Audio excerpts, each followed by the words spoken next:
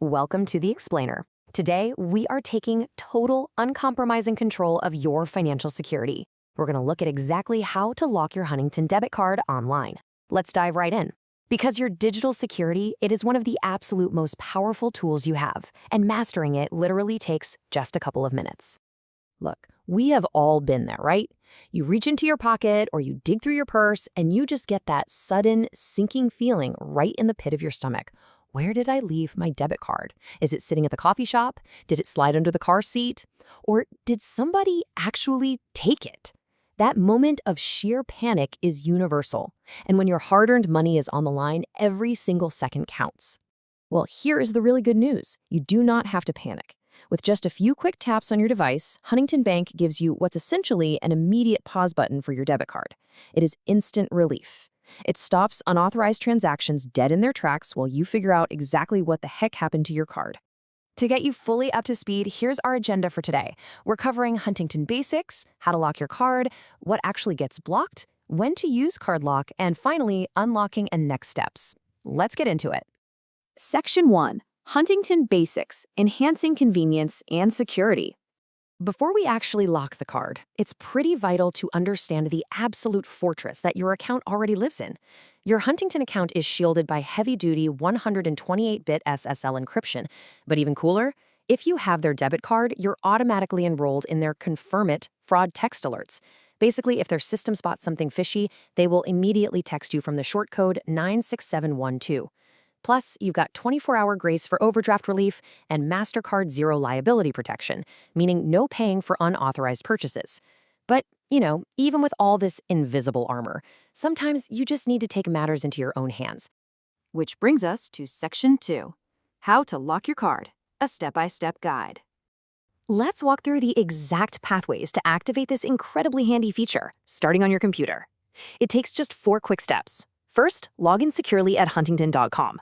Second, right there on your main dashboard, find and click the Service Center tab. Third, look under Debit and ATM cards and select the specific card you need to manage. And finally, just click Lock or Unlock a Card and confirm it. It is super logical and easy to find. But what if you're out and about? Well, let's look at the mobile pathway, because this is where it gets crazy convenient. Using the Huntington app, you can log in instantly with biometrics, so Face ID or Touch ID. From the bottom menu, tap More and then hit Manage Card. Swipe over to the specific debit card that's gone MIA. Under Card Security, just tap Lock Card and confirm. Boom. That is it. Literally in less time than it takes to check your text messages, you've completely secured your bank account from anywhere in the world. Now, while you're managing your security, please remember this golden rule straight from Huntington. They will never ask for your username or password or send unexpected links to do account maintenance. Phishing scams love to mimic fraud alerts to steal your login info, so always navigate directly to the official Huntington app or website yourself. Seriously, don't click weird links in random text messages, even if you are totally panicking about a lost card. All right, Section 3, What Gets Blocked? The Mechanics of Card Lock. So you tapped the button. The card is locked. But what actually happens behind the scenes? A lot of people hesitate to use this because they think it's going to ruin their whole life. Let's clear that up. The moment you lock it, the network updates instantly. Any physical in-store swipes, chip insertions, or ATM runs? Blocked. Somebody tries typing your 16-digit number into a new online checkout? Blocked.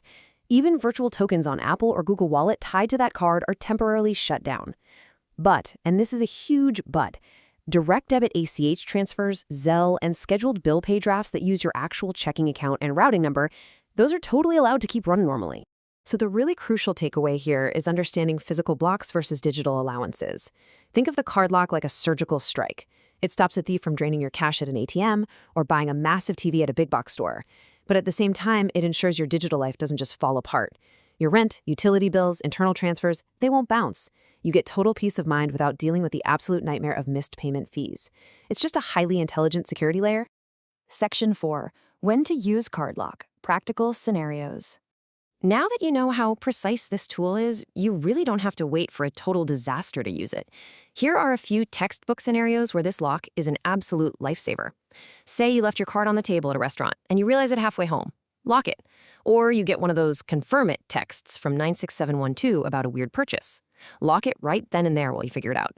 Maybe you're traveling on a crowded train and can't feel your wallet. Or say you lose your phone and need to instantly disable those digital wallet tokens. In all of these situations, the lock just buys you precious breathing room to safely assess what's going on. And finally, Section 5, Unlocking and Next Steps, Restoring Access. So what happens when the panic wears off? Let's say you actually found your card wedged in the couch cushions, or the restaurant bartender kept it safe for you.